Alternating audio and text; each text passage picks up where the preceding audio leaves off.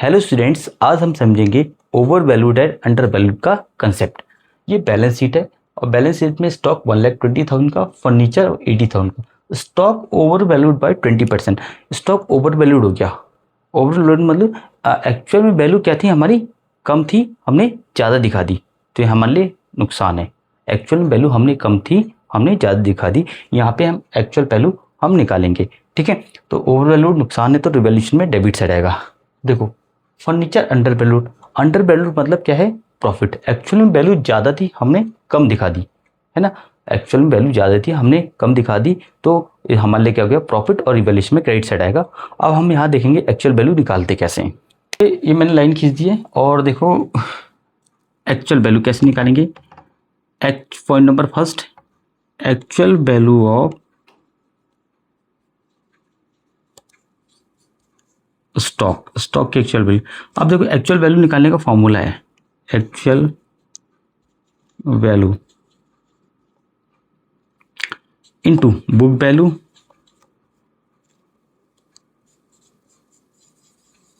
Into 100।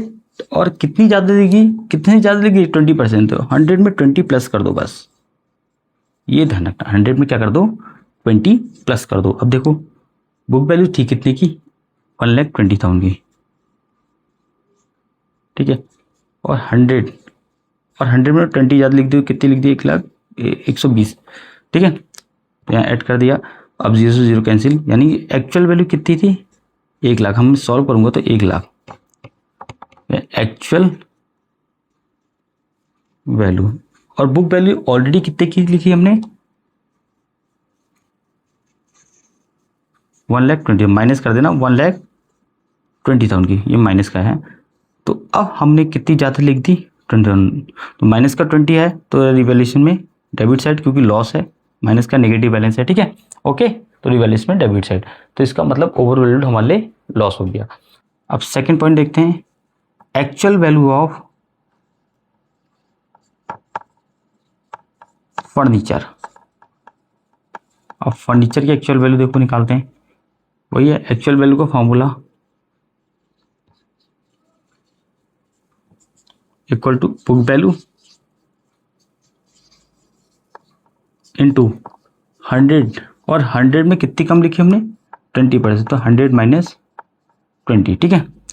बस अब book value कितनी की थी, ऑलरेडी हमने कितनी की लिखी, 80,000।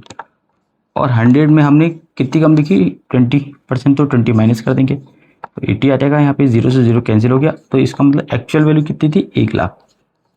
कितनी सॉल्व करूंगा तो 1,00,000 की आएगी एक्चुअल वैल्यू। और हमने फिर बुक वैल्यू कितनी की लिखी,